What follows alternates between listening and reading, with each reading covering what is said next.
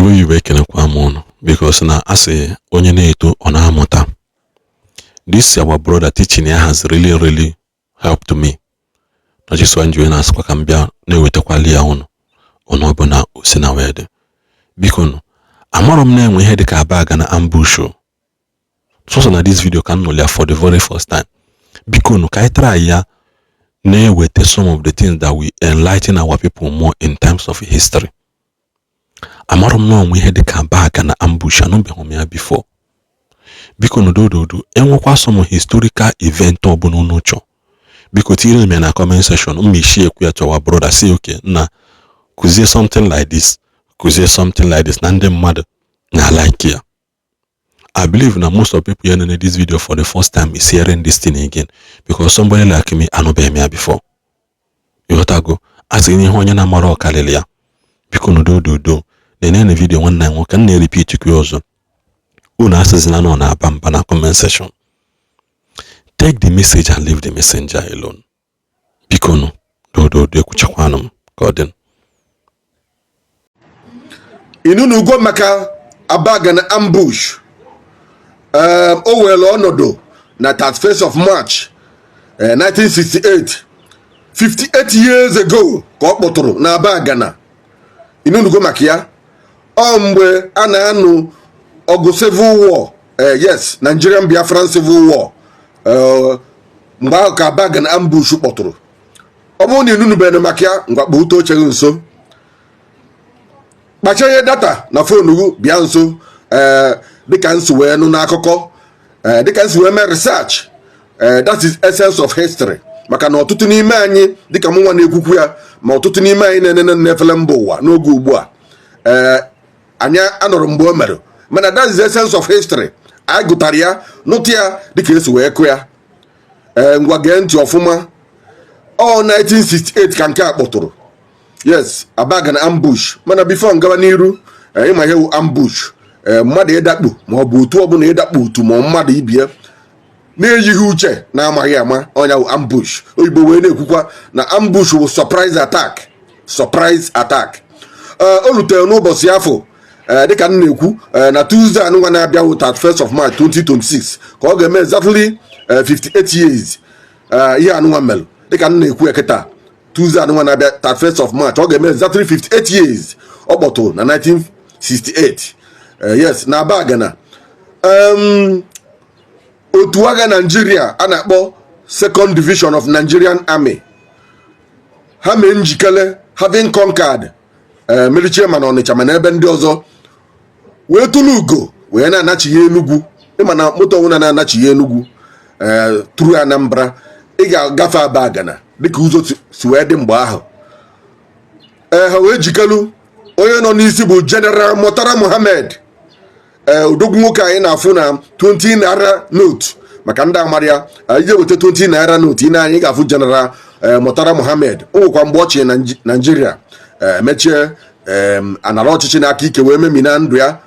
Yes, akụkọ nke a dịwagodi mana ihe na-achọ ịkọwa na 1968 o mere na 31st of March na General Murtala Muhammed onyanwa bụ commander of Second Division Nigerian Army wee jikere njem wee na-aga from Enugu, yes, from Ọnịcha to Enugu. Dịka ha na-abịa moto ha buru nde 106 vehicles ferika 6,000 troops ọ bụrụ obere ihe 360 tons of military equipment. Hey, ọkọtọkali onye nọchi ụzọ nne ya onye nọchi ụzọ ọ nara wotowoto na-agwa unu eziokwu. Mana ndị Biafran High Command and Biafra Intelligence Unit ha nwetara information na ndị a na-agafe ha wee je chechie na Abagana. Ndị Biafra erire nne dịka nsi wee nụ no 700 soldiers ka dị 700 troops ha epeka mana ọ dị mkpumkpu emile. Yes, ọ ihe abụ onye lead the operation mgbe ahụ Major Jonathan Uchendu. Ha afụna ndị na nwoke atakata abụọ dị na mmadụ akata esiwe agụgọ dị na mmadụ ọ dịghị izi. Major Jonathan Uchendu onye lead the other 700 Biafran troops. Murtala Muhammed wee lead 6,000 Nigerian troops from Second Division of Nigerian Army. So ndị Biafra wee kwadobe wee kpakọnata ihe ha nwere ha ịma na mgbe ahụ ha na-arụ ihe a na-akpọ Ogbunigwe. O nwere rọket a na-arụ a na-akpọ Ogbunigwe, dịka ị na-anụ maka Ogbunigwe tata. Ọ ndị Biafra bụ ndị izizi rụrụ Ogbunigwe, ha wee ruo onye wee cherufa. Ka Murtala Muhammed na ndị otu na-erute dịka ngwa nọ convoy dị egwu 106 vehicles wee na-erute Abagana, wee bata na Abagana, wee kpọtụọ ndị Biafran soldiers wee dakwasafa. Hey, mgbe wee na-ezo aka nna ya ka egbe rọket wee burugodo ụzọ wee jee nuo Ogbunigwe na moto ha bụ fuel ndị ama iferi nne wee bụ nri ọkụ mgbamgba wee kpaa njinji jiri na Abagana na 31st of March 1968. Ọgbọtụwa anyụkwa ịkpakwu nke ukwu eziokwu, a sị na anyụrụ ndị a ịkpakwu maka ka anyanwụ ihe zochara ma gbachaa anụ na more than half of them nye ọkara ha n'ime ngwa nọ 6,000 ka ha dị, ọkara ha na-ememi na ha nwekwa ndị emerụrụ arụ, nwekwa ndị furu efu nke ukwu eziokwu ka m na-ekwu. Ka nke a na-emezi General Murtala Muhammed wee anụ nganga mpi o wee notisie wee fụ na mmiri ga-eri agụ. Ọ sị mba, ọ gịnị na-eme? Ọ dịzị aka onye nwa bụ the last man standing, mana o nwere ndị bụ ADC nye ndị na-echie ịma na ndị isi ndị soja na ọ bụrụ na a na-aga n'igwe n'igwe ihe dịka convoy ha na-anọ n'etiti, ha dị ebu ụzọ. Yes, anụ osisi nọchiri ụzọ na-anara ube mma, ọ ndị a nọchiri ụzọ na-arụ ube mma na ndị tụfuru ndụ ha more than 3,000 n'ime 6,000 ndị troops of Nigerian soldiers dị. Murtala Muhammed wee fụ ihe na-emenụ wee sị na agha adị eri odogwu na agha adị eri odogwu, wee chigha azụ were ọsọ with convoy ya wee gbachigha azụ n'Ọnịcha. Okokoko alụmerụ mgbe o rutere Ọnịcha dịka nsi wee research wee notice ya na bridge Ọnịcha na ọ dịgo damaged. Ịma River Niger bridge na ọ dịgo damaged na onwe ka ọ ga-esi wee gafe nwuzi to the neighboring Midwest state nya ma Delta ma ndị otu ya na ọma ngafe nwuzi ebe ahụ. Ha otu okokoko odogwu nwoke a wee baa na mmiri River Niger dịka nsi wee nụ maka nna m bụ headmaster. Ọ nụrụ ọgụ Biafra, o jere ọgụ a kwụcha anya for 3 years.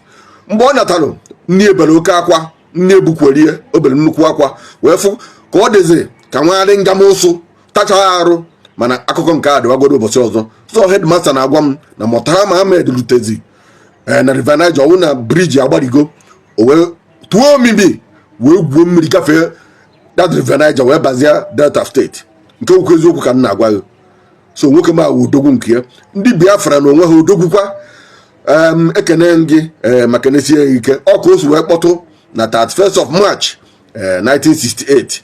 Yes, mgbe a na-anụ ọgụ Biafra na Nigeria. Yes, nsị ka m tụpie ya azụ na nsi oru. Ekene gị maka na-esie ya ike. Agụ ya n'owu ọsọ mpompo the son of headmaster. Biko share and follow this page.